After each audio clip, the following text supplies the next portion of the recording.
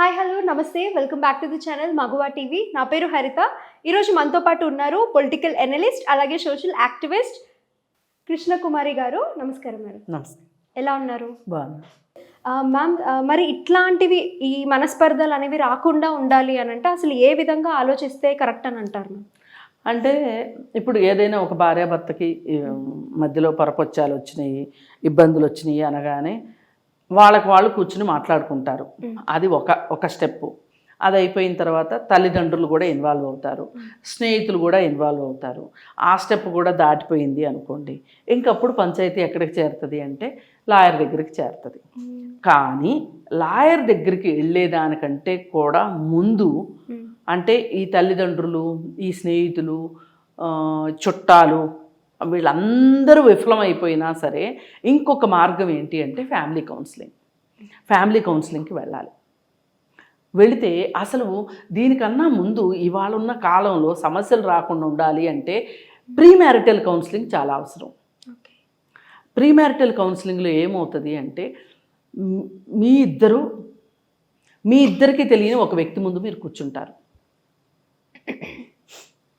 ఆ వ్యక్తి ముందు మీ పెళ్ళి మీద మీరేమనుకుంటున్నారు, మీ అభిప్రాయం ఏంటి, మీ ఎక్స్పెక్టేషన్స్ ఏంటి, వైఫ్ గురించి హస్బెండ్ ఏమని ఎక్స్పెక్ట్ చేస్తున్నాడు, వైఫ్ ఏమి ఎక్స్పెక్టేషన్స్ పెట్టుకుంటుంది, ఈ పెళ్ళి భవిష్యత్తు ఎలా ఉండాలనుకుంటున్నారు అనే దాని మీద ఇద్దరు ఒపీనియన్స్ తీసుకుని వీళ్ళిద్దరూ అసలు ఏదైనా ఒక అభిప్రాయ భేదం వచ్చినప్పుడు దానిని ఎలా తీసుకుంటున్నారు, పరిష్కారానికి వీళ్ళు ఎలా ఆలోచిస్తారు అనేది వాళ్ళు చెప్తారు. అంటే దీన్ని బట్టి ఏంటంటే వీళ్ళిద్దరికీ అసలు కంపాటబిలిటీ ఉంటుందా ఉండదా. ఇప్పుడు ఇలాంటి సమస్యలు రాకుండా ఉండాలి అంటే పెళ్ళి తర్వాత మ్యారిటల్ కౌన్సిలింగ్ కంటే కూడా పెళ్ళికి ముందు ప్రీమ్యారిటల్ కౌన్సిలింగ్ చాలా ఇంపార్టెంట్ అని చెప్పుకున్నాం ఇందాక. సరే, ప్రీమ్యారిటల్ కౌన్సిలింగ్లో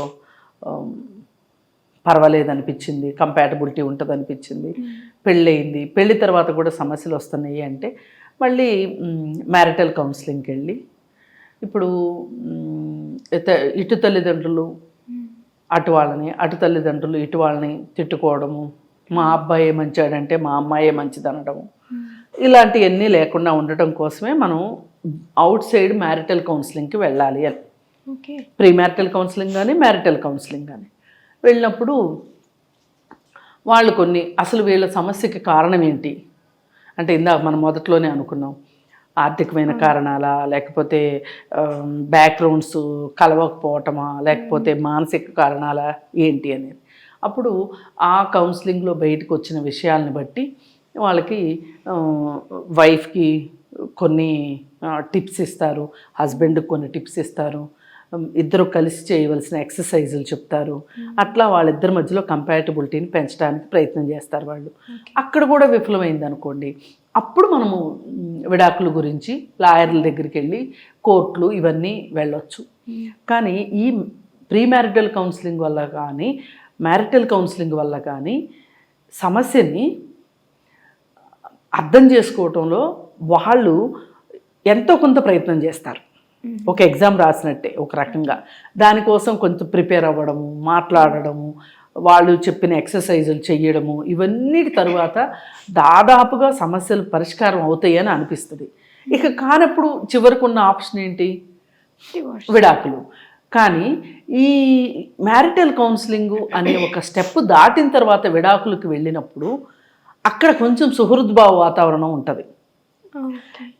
అలా కాకుండా వీళ్ళు గొడవలతోనే కోర్టుకు వెళ్ళారనుకోండి, అక్కడ కూడా అసలు పట్టు విడుపులు లేకుండా అలానే గొడవలు కొనసాగుతూ ఉంటాయి అన్నమాట.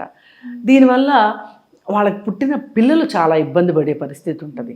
అందుకని ఎవరైనా సరే, ఎవరి జీవితంలోనైనా ఇద్దరు వ్యక్తులు కలిసి బతకలేకపోతున్నారు అంటే మనం ఇంతకుముందు మాట్లాడుకున్న 4 కారణాల మించి ఏ కారణాలు ఉండవు. ఈ 4 కారణాల్లో పరిష్కారం లభించింది అనుకోండి, వాళ్ళు కలిసి ఉంటారు, లేదనుకోండి విడిపోతారు. ఇప్పుడు మనకి విడాకులు అనేది చట్టం ప్రకారం ఉన్న ఒక హక్కు. ఉన్న హక్కులన్నీ ఉపయోగించుకోమని కాదు, అవసరమైనప్పుడు వాడుకోవడానికి ఇలాంటి హక్కులు పనికొస్తాయి. అందుకోసం ఇలా చేసుకుంటే మనకి ఈ మ్యారిటల్ కౌన్సిలింగ్ ద్వారా మనం ముందుకెళ్తే గనక సమస్యల్ని చాలా వరకు తగ్గించుకోవచ్చు. ఓకే. అలాగే ఒక ప్రశాంతమైన వాతావరణంలో ఎవరి జీవితాన్ని వాళ్ళు బతకడానికి, అంటే పెళ్ళి అనేది కూడా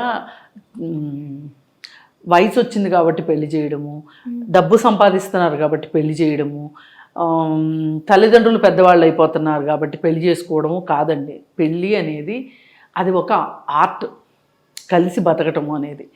ఒకరి అభిప్రాయాలను ఒకరు గౌరవించుకుంటూ, ఒకరి ఇష్టాలని ఒకళ్ళు గౌరవించుకుంటూ, నాకు ఈ కంఫర్ట్ కావాలి అంటే నేను ఆమెకి కంఫర్ట్ ఇవ్వాలని కానీ, నేను ఇది కోరుకుంటున్నానంటే అతను కోరుకునేది కూడా నేను ఇవ్వాలి అనే ఒక పరస్పర అవగాహన అనేది కౌన్సిలింగ్లో వస్తుంది.